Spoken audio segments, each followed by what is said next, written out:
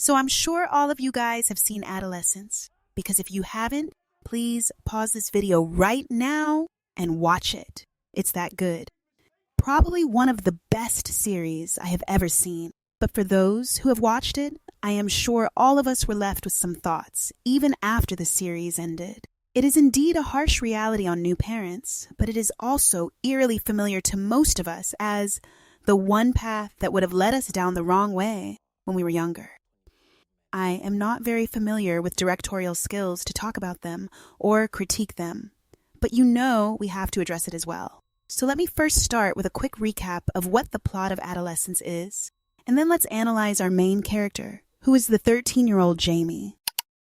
To be honest, there isn't a whole lot to recap in terms of plot twists, because right from the very first episode, we're told the police are about to catch a suspect, and that suspect turns out to be Jamie, a 13-year-old boy. As the episode unfolds, we find out that Jamie's been accused of murdering Katie, his classmate. At that point, though, it's still all alleged. The police haven't even spoken to him yet, but we see his dad go through this wave of anxiety. You can feel how hard he's clinging to the belief that his son couldn't have done something like that. He even asks Jamie to tell him the truth, just between the two of them, and Jamie admits to not killing Katie, flat out, and he says it in a way that even we, the audience, start to believe him. I mean, come on, he's 13. Could he really stab someone to death? But then, this series reminds us it's not a whodunit, because we're shown clear CCTV footage, proof that Jamie did take the knife and stab Katie. The footage shows it happening near the parking lot where she was later found dead. Obviously, this hits his father like a truck. He's in complete shock, but Jamie keeps denying it, even after seeing the footage himself. And also, the police still don't have the full picture. They need the motive, and they need to find the murder weapon before they can close the case. That's when they head to Jamie's school. And that's where we start to see what's really been happening behind the scenes, behind every parent's back, on social media, in those seemingly innocent online interactions between kids. You see, growing up in the social media era is nothing like what we went through, assuming you're around my age.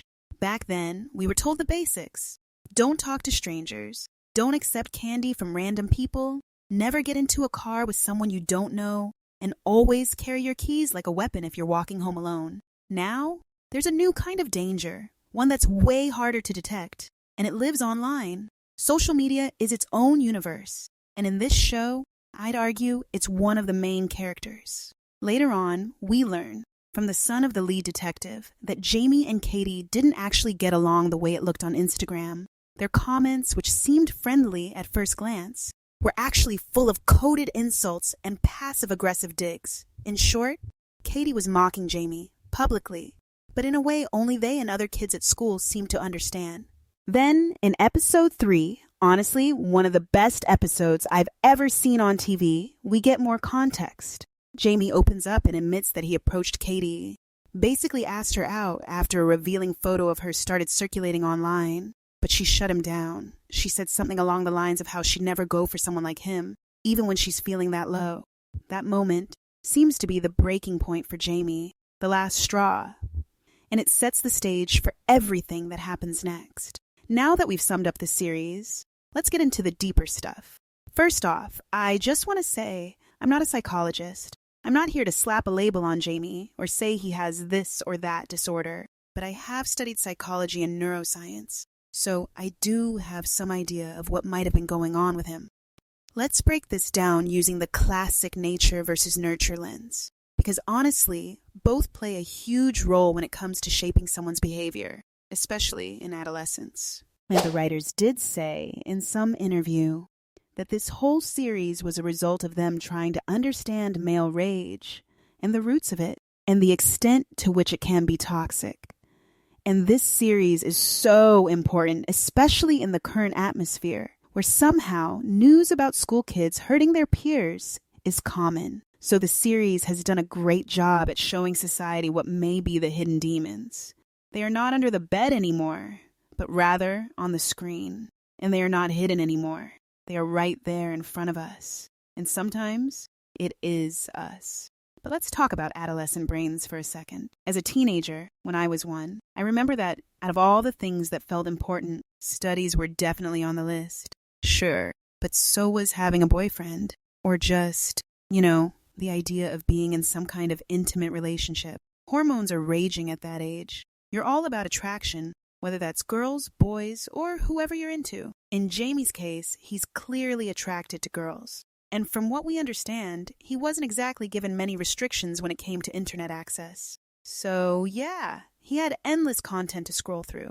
Naturally, that probably included porn sites. And from the way things play out, it seems like he became attached to this idea of a woman, one that exists primarily to fulfill male fantasies. Since he himself hadn't been in any real relationship yet, there wasn't much opportunity for him to unlearn those early, very superficial beliefs.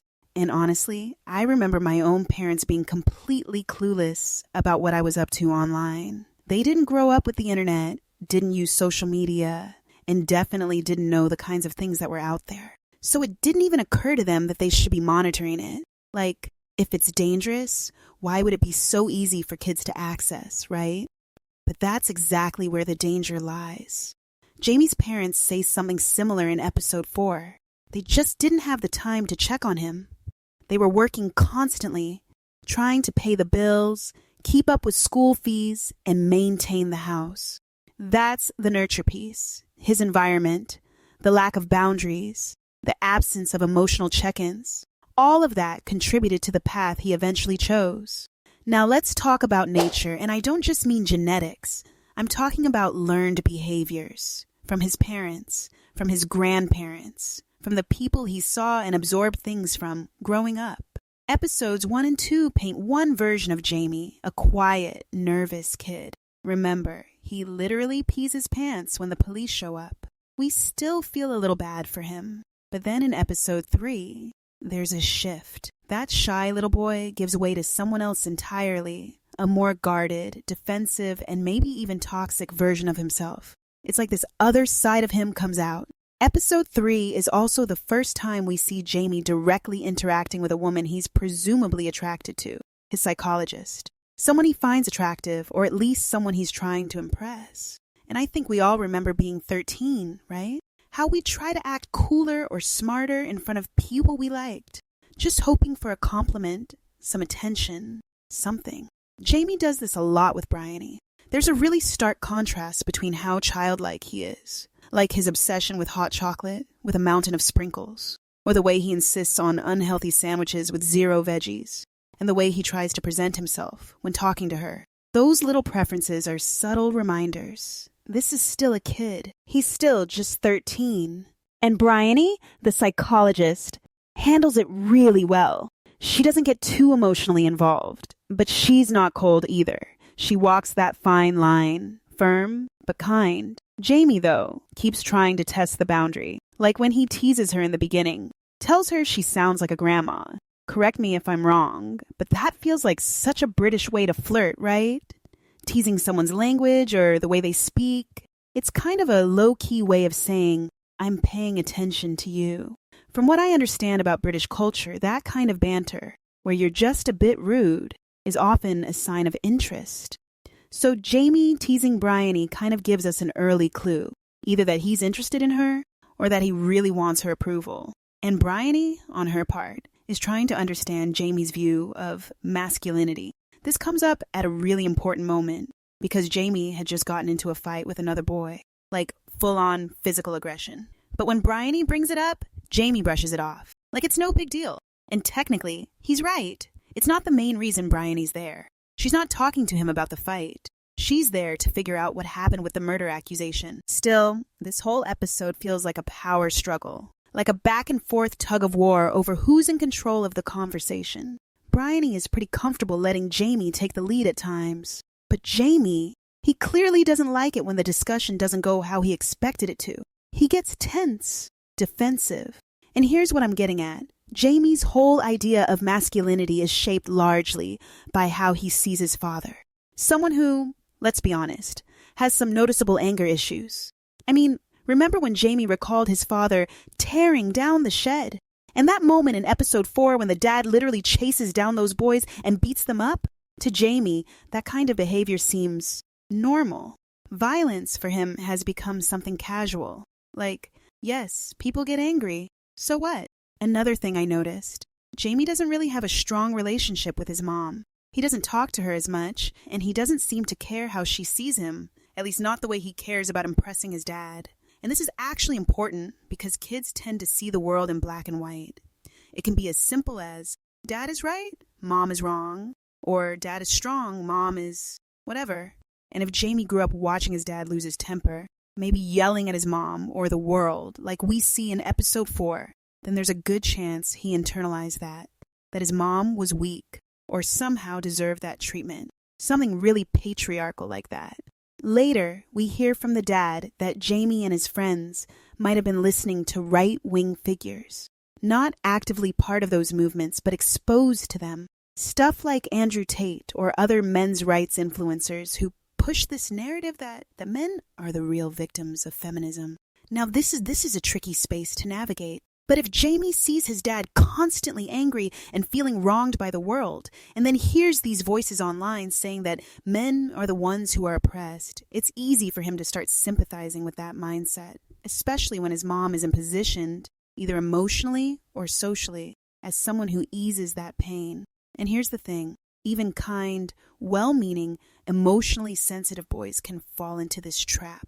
This belief that they're victims, that the world is against them, and they start playing the victim card without ever really understanding the full social or political context. There's this moment when Jamie kind of turns back into a kid again, when he starts saying, I didn't say that, over and over to Bryony. You can feel how desperate he is in that moment. He just wants to be liked. He just wants someone to tell him he's a good person. He's insecure. Deep down, he's hurting. The 80-20 rule, the incel rhetoric, all that online noise, it's adding fuel to the fire, making him feel worse about himself. He even says at one point that he finds himself unattractive. And earlier, when he commented about Katie not being his type, yeah, that's not real. That's projection. He doesn't like himself, so he flips it and acts like she isn't good enough for him. But the truth is, he did like Katie. That's why he asked her out in the first place. And kids, especially at that age, tend to see the world in black and white. If they believe they've been wronged, they might want revenge. Because to them, bad people deserve to be punished. There's no room for nuance, no gray areas. And when you're that young, and you're listening to voices online that tell you men are the victims, of course you're going to get angry. Of course you're going to look for some way to let that anger out. And remember, Jamie has that temperament in him already. That tendency to get angry and lash out, just like his father does. So when he's talking to Bryony and explaining what happened with Katie, he almost says she deserved it. That she was the one in the wrong. That she was the bully. That she pushed him too far. And the way he frames it, it's like, in his mind, she should be the one on trial. She's the real criminal.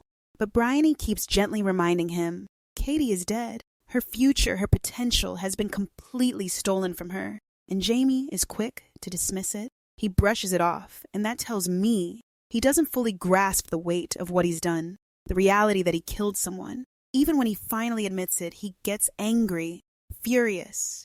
Not that he committed the crime, but that Bryony somehow made him admit it. Even in that scenario, he puts the blame on Bryony, and he never really accepts accountability or responsibility for his actions. The only thing he regrets is ever letting it slip. And of course, this response is also learned. In episode 4, when his dad gets angry, we get a real inside view into what Jamie's family dynamics look like. Both his mom and sister are silent spectators. And then, in another scene, when Jamie desperately asks Bryony to tell him he's a good person, oof, that moment hit hard. Because you can see he's grasping for something, for some kind of reassurance, maybe even validation from someone he finds attractive. It's like he just wants to feel seen, or worthy, or lovable. It's such a painful look at what aggression, especially teenage aggression, can do when it goes unchecked. And sadly, we're seeing more and more of it in real life, especially in the US and UK, where stories of kids stabbing or even shooting each other are becoming more common. And we, as a society, are still trying to figure out why. Is it the internet? Unrestricted access to violent or toxic content? Is it the deep web or online forums that most parents don't even know exist? What can we do to make things safer for the next generation? Because this really does matter. The people your kids interact with online, the communities they belong to, the relationships they form, all of that ends up shaping their beliefs, their sense of right and wrong, their entire personality. And that's the heartbreaking part. It's not just Katie who lost her future, Jamie did too. We lost the version of Jamie he could have been. If he hadn't fallen into these dangerous patterns, if he hadn't absorbed all this harmful messaging. Now, we have to talk about the direction of this series. 4 episodes, all done in one continuous shot. And my God, they pulled us into that world with no warning, no break. Just like there was no pause for our thoughts. It was relentless, in a good way. The impact of that storytelling style, it was massive. If there had been more cuts, more edits, we might have emotionally checked out for a second. But here, we couldn't look away. The actors had to be on it. Because with a one-shot, there's no room for error. You miss a line, you miss a mark, you ruin the entire take. But they pulled it off.